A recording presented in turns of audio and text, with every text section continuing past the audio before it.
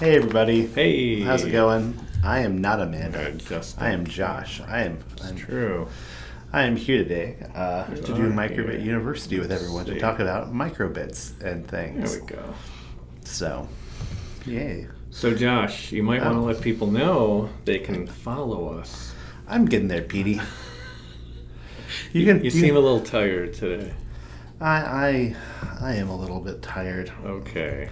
And a little bit. Everyone's out a lot of sorts here at Brown Dog today. Half the staff is, for one reason or another. All right. Piezo's gonna hit every single Yes. button he has on that controller. It's like my dog when I show him a treat. He does every trick he knows. Okay. Yeah, Piezo's like, I'm gonna hit all the buttons on this True. Stream Deck. We're talking about microbits today, and as you can see, if you like our stuff and like us for some weird reason, follow us on one of these fun social media platforms. Right. You can also find more information about us at browndoggadgets.com, and you'll be able to find all of the fun resources, guides, templates, directions, and code at learn.browndoggadgets.com. Whatever's down here, this guy right there. Thanks, Pete. Oh no, this one. Hold on. There we go. There we go. Hey. If you have a comment or question like, hey, you guys need to brush your teeth more, or hey, that Pete's one cool cat, where can I find his self-published book? 101 Ways to Cook a Pizza by Pete Prodell. Josh, I actually got an email from someone today here at my work email asking me about a book. Like if I wanted to work on a book of my experiences, because they were very impressed with me. Really? I didn't respond yet, so we can talk about that later. I mean, your self-published book of Pete's Pizzas is pretty good. If only. You got 100 pizzas. A pizza a day with Pete Prodell. I've made over 100 pizzas. Be 365 sure. pizzas that you'd have to be able to come up with, but pizza. Anyway. Okay. Good times. We're here to talk about microbits, not about Pete and his wonderful culinary skills. So we're going to plop to the overhead then. And if you're not familiar, MicroBit University is an ongoing project and documentation thing we've been doing for a little while now. We're going through all of our stuff in our crazy circuit system and how all those parts interact together in the MicroBit platform, essentially creating a massive amount of example-based project guides for a ton of different commonly used parts and materials and how they interact together with a microbit in a very logical, linear, and fairly obvious progression of those components. And right now we're in the middle of the Piezo speaker section of our MicroBit University. We are. And you can see today we have not one but two push buttons down here with a Piezo speaker. Right. Now, granted, as most people would know who's watching this, if you have a MicroBit version 2, which is what pretty much most people have, that's the thing that's been sold for the past, 4 years, 5 years? 5? 4 or 5, yeah. Maybe Mike knows. Mike's here today to help us out. So. Wow, Mike's been watching way too many YouTube videos, but hey, smash that like button. See, we actually go 30 seconds into the video, and then if you like the stuff, you should really hit that subscribe button. Yeah, give them a taste, and then let them know the only way you can keep doing it is if they tease them, Mike. The old button. So, but anyway, back to microbits. Right. If you have a comment too, Pete will plop it up on screen. But microbits, for the past 5 years or so, it's about 2020, have been having a piezo speaker built into them. For the previous 5 years, microbits did not have a piezo speaker built into them. You can tell because on the backside there's this nice little black square. Do you want to show people? Yeah, I'll grab a microbit Get here. the red one. I'll grab the first one. Okay. Which is the red one. It's this big bad boy in the center. Right. Which is a pretty decent piezo speaker they put back here. Kudos good MicroBit one. University for putting a decent piezo speaker on this project. It has a fairly decent piezo speaker sound. When we designed, they add this in there. We, in most of our kits, include a piezo speaker for those people out there who may not have one, or if you want to say wire it up in a different format, or put the piezo speaker far away from your microbit. Eventually we will phase that out for something else in the future. But your microbit does have one built in. We're just wiring it up as if you didn't have one. Oh, look, it's a special guest appearance by the floating head of Pete. So Josh, last week we talked about, we had code where you could connect them both, but then choose which one produce sound, or you could produce sound with both of them. And I think for today's stuff, we're gonna connect it all so sound will come out of both of them, basically. But we also showed you how to choose that kind of thing. Again, things that make logical sense when talking about the different wonderful aspects of the microbit and how to make everything work together gracefully. Again, all those are on MicroBit University, along with code and guide for all this. So we're going to break out the first of 4 different microbits Pete has put together. Pete. Look at that. What did we say, 4 or 5 years ago? Yeah, 5 years ago. It was 2020 because we were designing our bit board. Almost 5 years, right? Because it was kind of fun because we were designing our bit board at the time. I remember this very distinctly because we were having a big debate in our office whether or not version 1 of the bit board, this is version 2 point something, whether we should include a piezo speaker, because all the early microbit boards had a built-in piezo speaker on them. Like, should we not? And like, well, let's make it separate so you can wire it up so it's part of that learning process. And then before we're out there releasing the bit board out there to the world, we're talking with the MicroBit Foundation, who is giving us some resources like, hey, you're a developer who's creating new hardware to work with the microbit. Here's some resources and some internal information. And one of those things was version 2 of the microbit was like, oh, it has a built-in piezo. Good thing we decided not to stick one on here onto the bit board.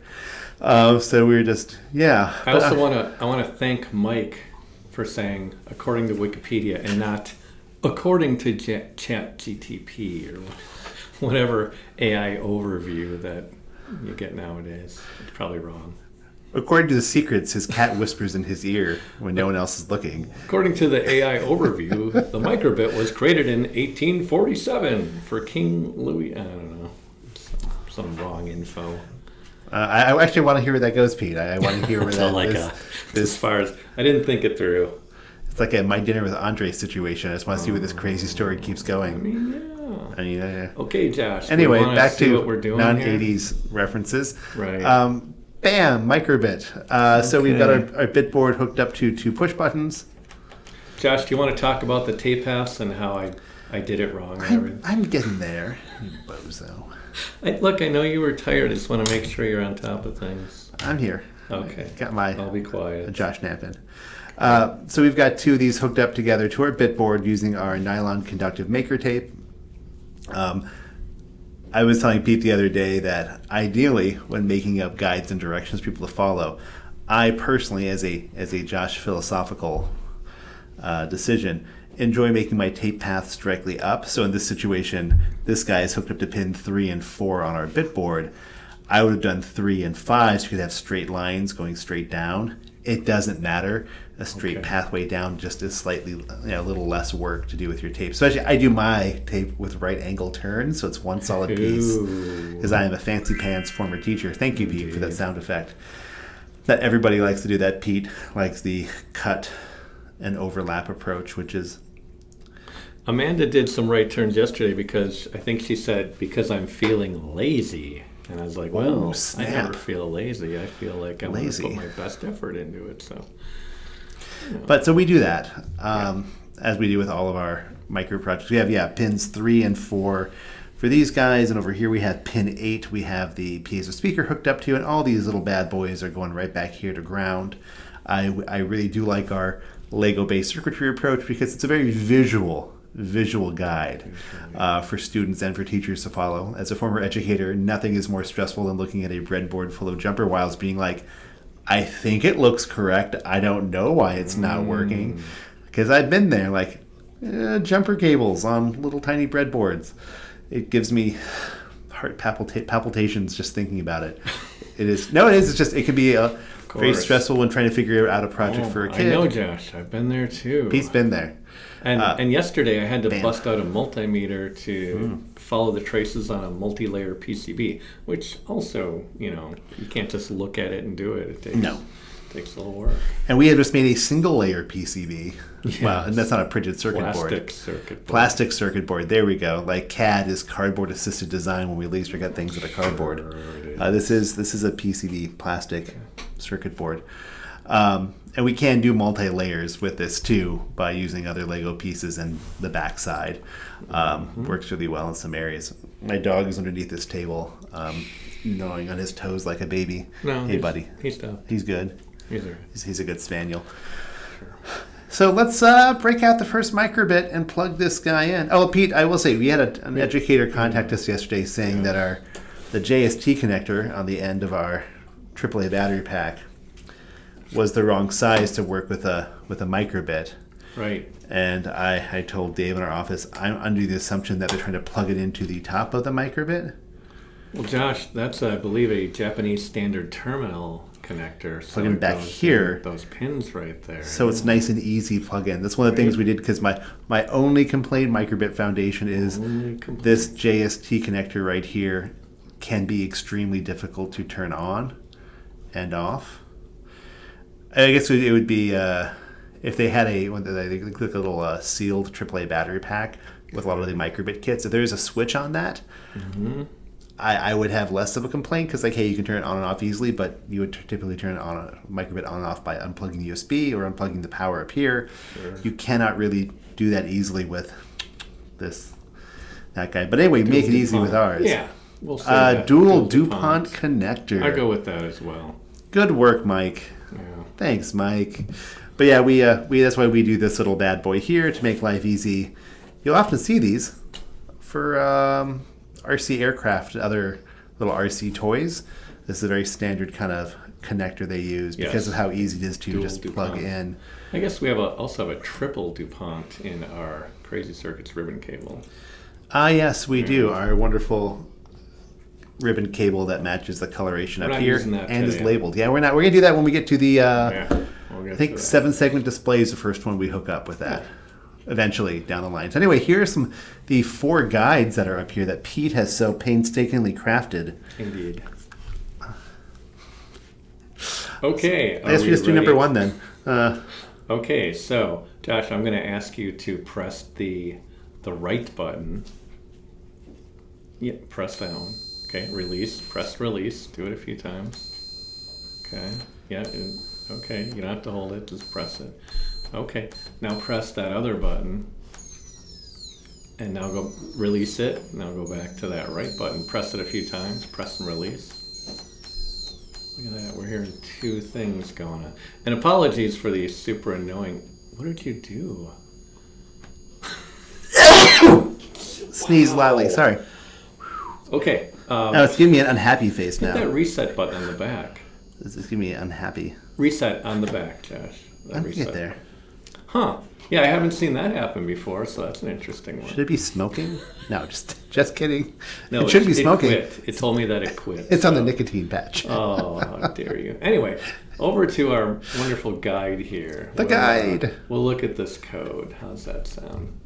Let's take a look at this code. Here we go. You've got one that beeps loudly and annoyingly at a level almost only for dogs.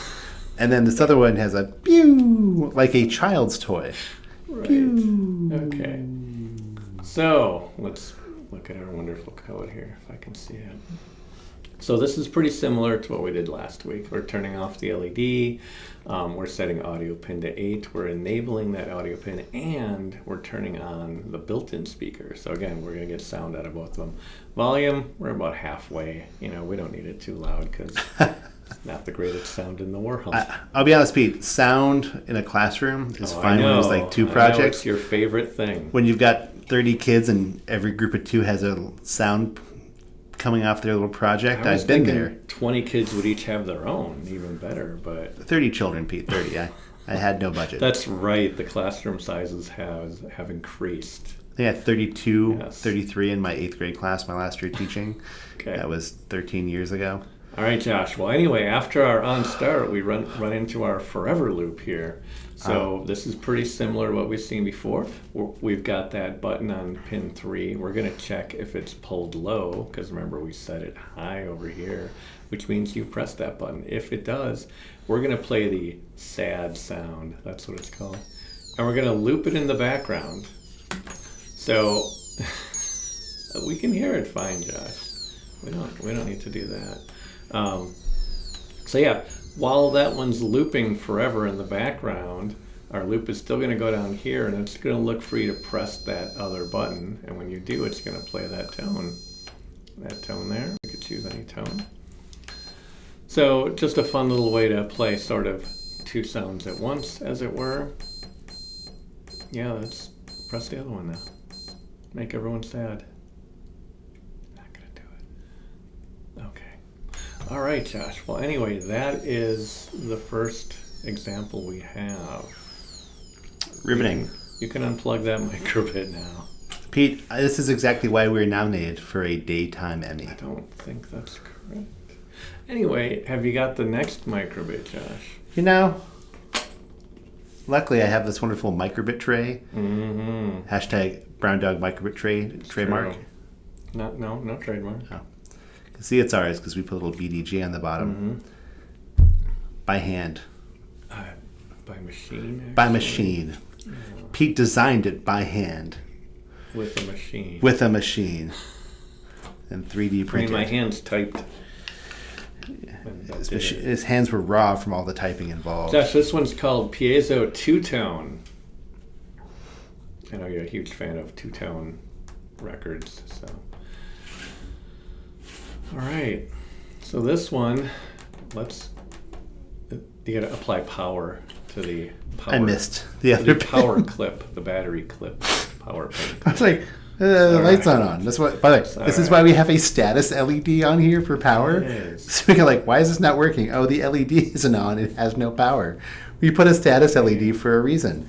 Another thing about the MicroBit, which I'm very happy they have a power LED back here on. Yes, on there. it's very helpful. There's a little blinker going on. So we can do two.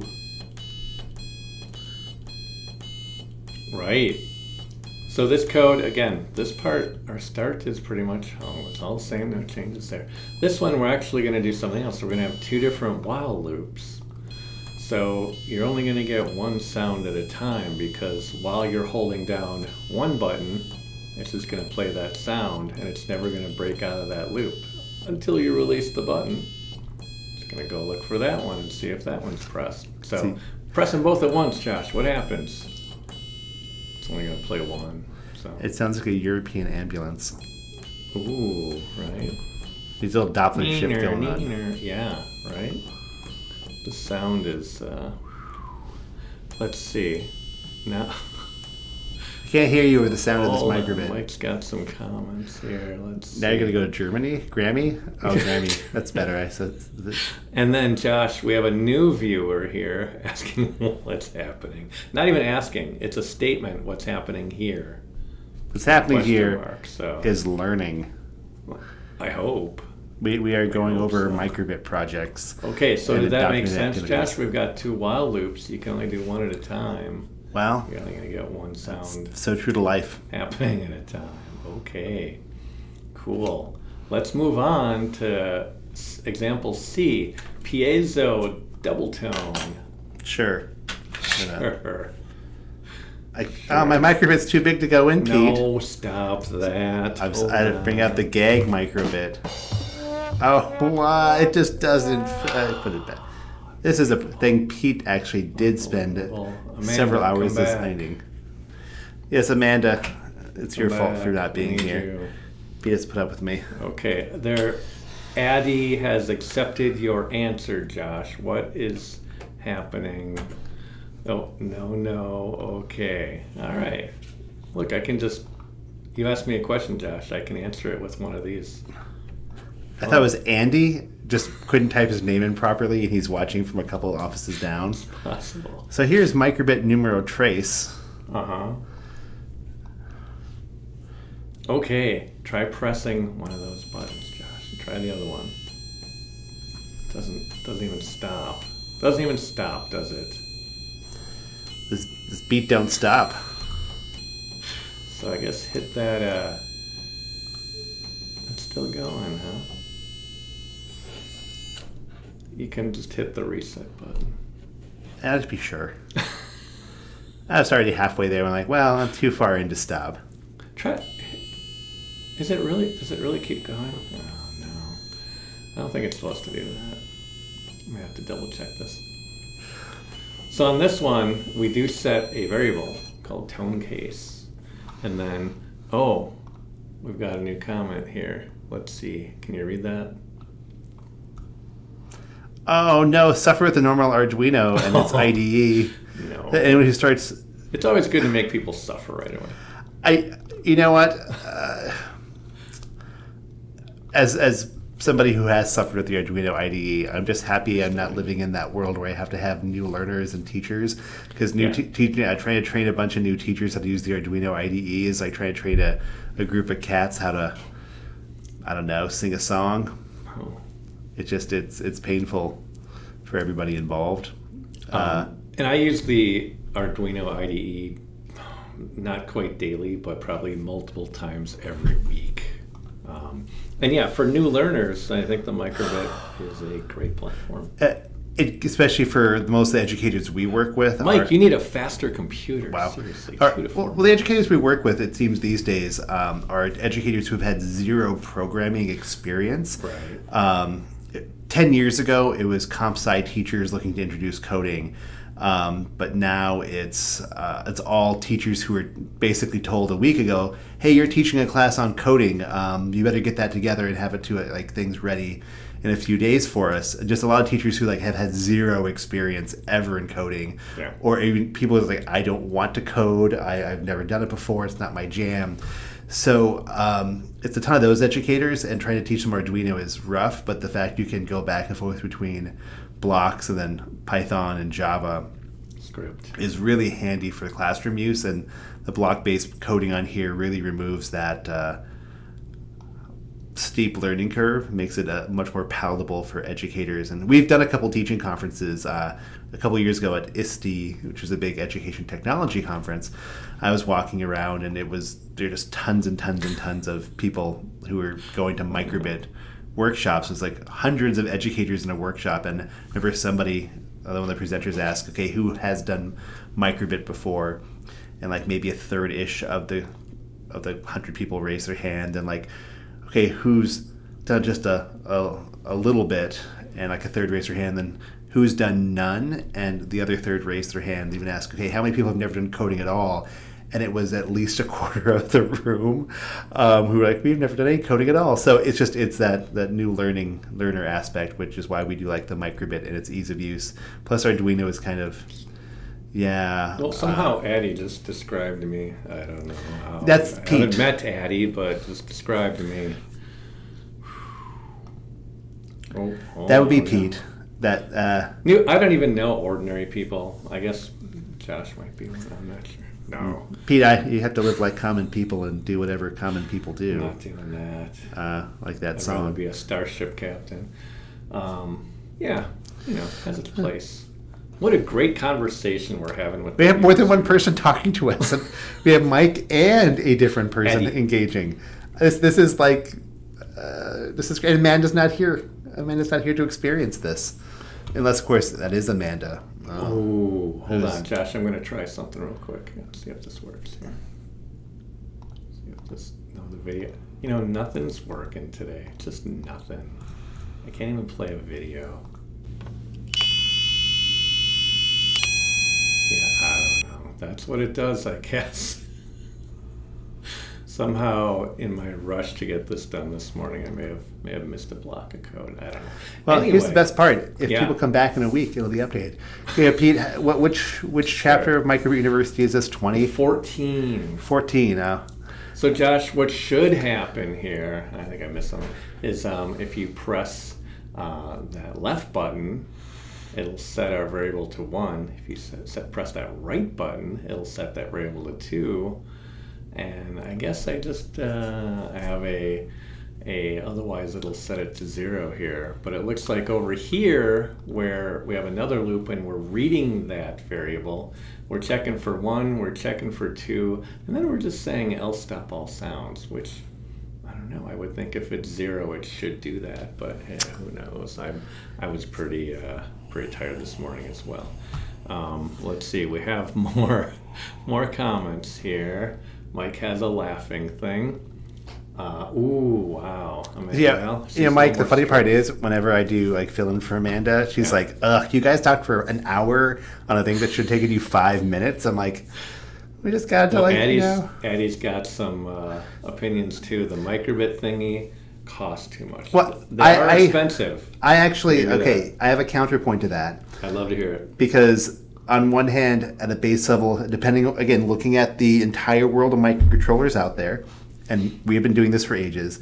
The go-to Arduino, which was the affordable only option 13 years ago when I first started doing this, I used to be able to get Arduino Unos, like knockoff ones from Asia, for like $5-6, and those would be kind of the exact same ones you'd find on Amazon for that like $6 to $8 range. You cannot find one for like $18 to $20 now, and the official Arduino Uno is what, mid-20s now, Pete? I haven't bought one in a decade, And- Josh. I have no idea. We also used to get like little Arduino Nano project boards, which were great for like little tiny Like one-off $3. projects Yeah, for like $3. $3. Yeah. Because we used to use those with our robotics board, which was just Arduino Nano soldered onto a very similar board to this, and those were inexpensive. But now even those have gone up quite heavily in price, and anything with tariffs is going to go up even further. And that's like the old 12-year-old version that's been cloned 1,000 ways. The new version from Arduino itself, the official stuff, has built-in wireless. It's mid-20s in price point. They've got a lot of very nice boards. So, but then again, there's also the Pi Pico, which came out, $4. which is $4. Which I've bought hundreds and hundreds of over the years because Yep. they are super cheap and they do a good amount. As Mike says, they don't have a built-in LED array on them. There's no mic, no speaker. There's no built-in and buttons. It's that's pretty bare bones. Where you get to the MicroBit, if you are a person doing Not to mention the sensors. learning, I mean, yeah. the LED matrix on the front is really handy for classroom use. Your built-in buttons, capacitive touch on the front, microphone, speaker, accelerometer, magnometer, temperature sensor. There we go. Light sensor, compass. They're all on here in a very easy format. And so at that point, for like that $18 for just the board itself, compared to anything else out there, it actually becomes extremely price competitive when you add in like there's a ton of built-in sensors. And yes, you can buy cheap sensors for Arduinos and whatnot. You could buy a cheap light sensor off Amazon for $3. You could buy a cheap temperature sensor for, that's a DF11 temperature sensor for like $3.50. They're all about $3.50 on Amazon because they're all of like 50 cents each from China. You can add those in. Suddenly your $20 Arduino board, you've added in another $10 of sensors. But for everything having a nice built-in form factor with the really, really, really nice software, something I've learned as I've aged, just because the hardware is cheap doesn't mean you're saving money. Because if the hardware is cheap, but the software is horrendous, you're going to spend 10 times as much time trying to get things to work as opposed to, I'm paying a little bit more for the hardware to support the really nice software because that ease of use. I kind of, the comparison with like Apple Computer spends a lot of time making very nice integrated software. Our Synology network attack storage device costs a bit more for older hardware, but their software is phenomenal. It makes it easy for a newbie like me. Networking things around the office I've been doing in the past year. Ubiquity networking hardware. It costs a bit more, but their software is amazing. Right. So Josh, there's a lot to it. Keep you on track. Yeah. So one thing with the MicroBit too is, we built that system where it's like 4 microbits talking to another one as like a quiz show system, which is wireless. So to build that easily with like some bare bones Arduinos or a Pi Pico or an ESP32 would probably be quite a bit more complex and may involve extra hardware possibly. So I mean, like you said, it is packed with a lot. It isn't the cheapest board out there, but the cheapest board out there is bare bones. Yep. I mean, there's not much there besides much processing power and a lot of pins. So this has a lot of extra stuff thrown in. And the ESP boards are nice boards. There's a lot of really nice stuff out there. I know we have drawers full of stuff from over the years. The Adafruit Circuit Playground, also not an inexpensive board, but has a lot of fun features for new learners. And when it comes to that, this was designed for classroom use, specifically for teachers to use in a classroom. It's a phenomenal little piece of hardware. And Mike, I have built literally hundreds of HID devices using the Piezo, as well as USB mini devices and other devices with the Piezo, because it's super cheap, and for connecting to a computer, it is aces. And there's a lot of other versions, a lot of other development boards that are compatible galore out there. But yeah, the wireless being just it's very easy to teach teachers how to press a button on one microbit and then have a microbit across the room, like have a number show up on it with very, very little work and very little code, which is what they're looking for that classroom use, which is great. I always say too, if this thing seems too kiddie, there's always the Adafruit Clue, which is what I would call the pro version. Expensive. But it's also $30-some, but Adafruit makes a solid piece of hardware, built-in color screen, a bunch of other things on there. I think it runs CircuitPython, I believe. It does run CircuitPython, exact same form factor, so it works with any MicroBit accessory, which was they sent us one when they first launched it, so we could do a couple of videos on it. But for most people, this little bad boy will do pretty much anything they want to do in a way that makes it easy for them to do it and easy to understand versus learning a new language. With an Arduino. And then again, we still sell actually Arduino kits on our website. Our Programming 101 classroom set uses a Arduino Nano at its heart. But this is what we recommend to all the educators because it's just so much more straightforward, even for that beginning Python use, which is what everyone's moving towards in the education world. The past 5 years it's been CircuitPython. Yes, the game show buzzer system, which we developed for quiz night in my neighborhood amongst the... Is that what we did it for? You told me it was for teachers. Yeah. I was a teacher. Oh, but yeah, so we originally built a wired one. Yeah. And then did our wireless version. So there's a host and there's a bunch, and this one uses cardboard buttons. But for a classroom teacher, being able to have the students literally build their own wireless quiz game system that works functionally, and it is just a button connected to a microbit. Mm-hmm. There's nothing else fancy about it. The fun part, Josh, with this one is I think we're using pin 5, so you actually don't even need the button. You can just press the button on the microbit. Oh yeah. And it just hitting a big button. The big thing with this is that if you have, as a former teacher, doing any kind of quiz in a classroom, typically it's your group has to raise their hand or ring a bell. There's a lot of eye rolling and grumbling from students, like, well, we raised our hand first. You always calling them because they like it. You like them best. Students. Guaranteed in every classroom because kids are obnoxious. Same thing happened with a bunch of adults who may have been enjoying libations of one type or another during a Jeopardy night. But the nice part is it makes it very... it takes away any kind of blame, any kind of judgment from there, because when somebody hits that button, all the other ones get locked out, and every single screen on all the microbits show which team buzzed in first, and then the host can hit their button to reset them all, and somebody else can buzz in. And then if anybody complains, you just spend 30 seconds like, okay, we're going to do a quick buzzer test. Hit your button to make sure it's working.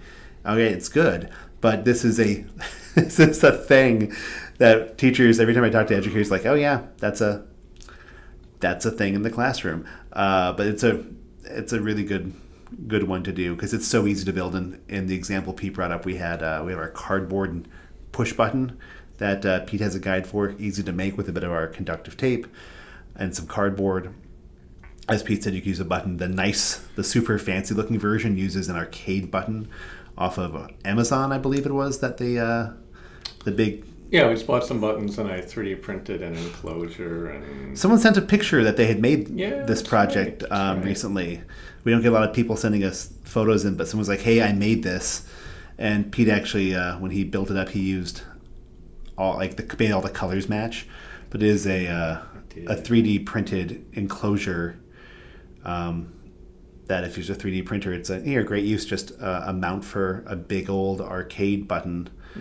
But that's and the code is a little bit different too, because it says the color, like a B, a Y, a G, an R for the color. Not the other ones are 1, 2, 3, 4. Right. And we can how many total of these could you have, Pete, for numbers? I think we say 0 to 9. You have 10 teams. 255 maybe. You can have a ton, but you don't want it scrolling across the screen. That's a lot. What you want to do is you want to have 0 to 9, so it displays on the MicroBit You could do that instantly. So you have 10 teams. I think at that point you have enough teams in a classroom, but you could totally do 10 teams in a classroom. Could do that. And then a teacher button, so you have 11 setups total. But it's a very easy thing for the kids to program and use. You can always just alligator clip to it as well, and then to like a random button. No. That's not as fun as having a push button. But Pete, we should get back on track with this. Okay, do you have the yellow one in there, Josh? The last one. I haven't put that one on yet. What have you been doing? I don't know, just chilling out. They didn't have any 1919 root beer at Target today when I stopped by, Pete. Not watching. She'll probably send us a list of comments later. No, she's sleeping. Okay, Josh, try pressing one of those buttons. See what you got. I don't just press. Okay.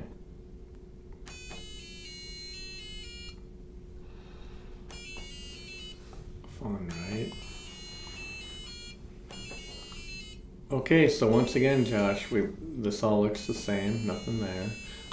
Again, we're just checking for a button press or a different button press or neither button press. The fun thing here, this melody thing. So under music, you've got all these. They've got little built-in melody. And this is one of the things with MicroBit, like so and Microsoft MakeCode. Like you can go like this, and you basically like draw out the the notes.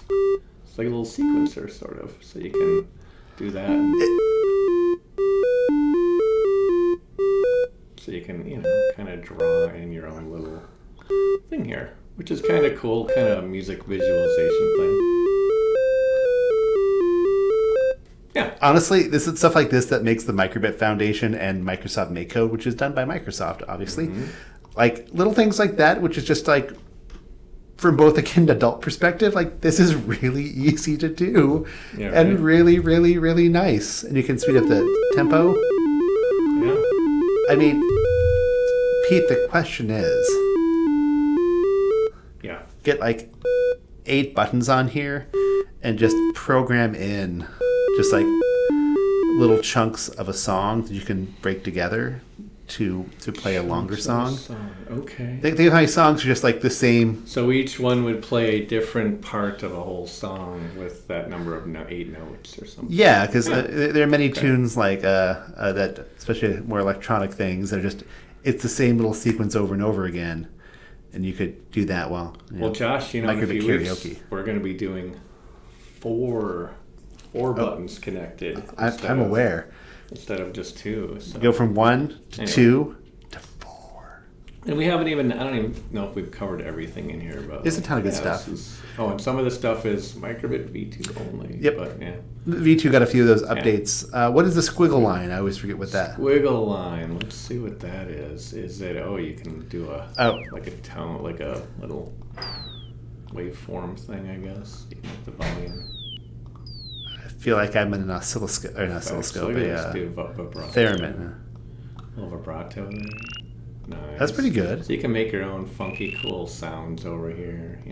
Again, we haven't gotten into this stuff yet, but fun stuff. Anyway, ooh, look at this little gallery there. Also, it's a cool sound.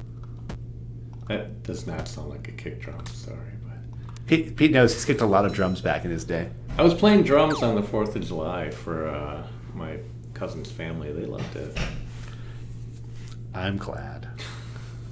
But these are the fun built-ins that MicroBit has for sound. Yeah. Also, the fact they have a simulator that you can just use in the browser means you shouldn't have to have a MicroBit to do a ton of testing and code writing. And you can simulate it quite well. That's pretty good. Some sci-fi stuff right there. Now entering the outer limits. Right. A good show. Anyway, that's what we got today, Josh. Those four. We'll do 4 push buttons, which will be a lot of similar aspects. Pete, can you show them one button, chapter 13? Yeah. I just want to show off all the chapters. So these are all the chapters we have. Oh, okay. And poor Pete here is just feverishly writing all of these. He's just gallons of coffee to just get him going. I don't even drink coffee, so. Gallons of chai tea lattes. I'm drinking black cherry tea right now. Oh, good for you, Pete. Mm-hmm. But yeah, anyway, we're going to get there. All those guides, and then we're going to combine more parts together to do more, and then maybe we'll go back and add even more guides. Yes. So basically the idea behind this, if anyone's still watching at this point, is we basically all the parts that we currently have in our system and how, like, if you have a child that says, okay, I got a piezo speaker, an LED, and a push button, how do they all work together? Or I wanted, there's an example or something close enough that we can, show them as a guide to look through, a nice example activity. And then when we get to things like hooking up external devices like servos, and we have a few simple sensors that we want to hook up as well. And of course, connect the internal sensors to LEDs, sound, potentiometers and whatnot, so that you can see all those ways of interacting, which then that gets to be a little bit more visually interesting in some regards, because how can we use a servo to output information from the temperature sensor or the microphone, which to me is one of those interactive aspects that really gets kids excited. And I joke that most kids just want to see an LED light up when they press a button, or a servo do something when they press a button. That is the base level of kid high interest and engagement. And then after that, like, okay, what else can I do about it? And the MicroBit does make it easy. And actually, our bitboard makes it easy with a servo, because you just plug it in the little backside over here. These cool little pin headers on the backside, or hooking up an external. I like the distance sensor is my go-to primary sensor, just because it has a very fun interactive component. But when we get there, we'll show off we have those really cool, we made custom ribbon cables that are labeled on both sides, which may seem kind of silly for many people who have experience, but for the colorblind like myself and children. Or new learners. We have things color coordinated with those little ribbon cables that we got made up. Josh, my favorite thing today is that we got this from Mike.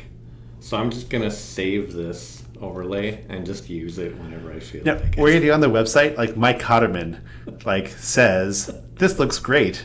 Like MicroBit University. Well, and this says, that looks great. That looks great. We're just going to use all the Mike stuff. I don't think he realizes that we're just going to use his quotes. And save it forever. On our website, and use him as like our spokesperson, just all these comments he's done. He said that earlier, but I can make him say it now. We've got them all saved. We go back to the videos like Mike Cotterman said on this date about this. He publicly stated it. We're just going to use him for our advertising. Yeah, so take that, Mike. And then Josh, we can actually we can actually end the stream at some point if you'd like. Pete, I'm asked, is this up on our website yet? No, I've been doing other stuff. There's so many things I have you to do. To do. We'll put this up eventually. This is a parametric. Show how it works. Well, you take a MicroBit like so. You take a MicroBit, put it in. Take a MicroBit, put it out. Little. Yeah. There you go. It also works for bit boards. You're not quite as. You put it in backwards for some reason. It's resting. It's got a little bit of angle too. Show them a side, Show them a side angle there. So it's got like a little angle to it. Yeah. So it looks cool. It does look cool. But you can print super long versions of these. I have 8. I have one that holds 8 microbits. Well, if you're a teacher in a classroom, it is not unheard of for you to have 10 to 20 microbits easily in a classroom. Yeah. I always figure teachers ideally would like kids to work in groups of 2. In most situations, 2 to 3 students. So having 8 to 15 microbits would be very easy. So what do you do with them all for easy organizing? You can print off 2 of these on a 3D printer, stick a couple of awesome rubber nubs on the bottom. You don't have to have BDG on the bottom. Rubber feet. Rubber nubs. Nubs. Yeah, I got the flat rubber pieces too now. I think the nub was that thing on the ThinkPad right in the middle of the keyboard. That was a rubber nub. That was a nub in the middle. the nub that you used in lieu of a Little mouse joystick. pad. Yeah. Those are the days. IBM ThinkPad, now owned by Oh. Lenovo. Yeah. But so we'll have this up to print off because it is kind of handy to store your microbits this way. I do find 3D printers to be the best organizational tool creation device out there. You just make custom organizers for all your needs, as opposed to giant microbits. But that's the way this little bad boy works, and Indeed. we'll have it up on the website eventually. We have other fun true. microbit things up there already, but we'll have this as yet another object. Oh, I'm back up here again. Hi. So again, I'm Josh at Brown Dog Gadgets. We should end this at some point. We're gonna end it right now. I'm going through all the stuff again, Pete. So I can say, if you want to follow us on the social medias, you can do so at these wonderful, wonderful, wonderful addresses. It's just Brown Dog Gadgets. If you want to love Maker Tape, you can. You can also send us comments to help@browndoggadgets.com or message us through our website. Thanks, Petey. You got it. And if you want to check out those fun guides on MicroBit University, which is the ongoing documentation project, I want to say we have at least like 40 sketched out, 40 chapters. It's a lot. I think the back half are all just sensors and how they all work together. Yeah. It'll be a lot of the same, but a lot of examples of that. Right. But if you're a new learner, that's a nice little resource for you. Have I said cool beans today, Pete? No. Well, Not yet. cool beans Okay. to you all. And Do you want to let people know that we won't be here next week? we won't be here next week. Taking a break for a week. We're all going to sunny Aruba. No, we're doing a week long, like 30 hours worth of virtual training for some educators in Texas. So that will be preoccupying all of our time. Pete is stuck in the movie War Games with Matthew Broderick's. Oh, the Whopper! I'll take Whopper. one Whopper, please, with fries. Okay, are we going to end this? No, we can end it. Bye. Okay, bye. Thanks for watching. Please visit browndoggadgets.com for parts, projects, and curriculum. Follow us on social media @browndoggadgets. We'll see you next time.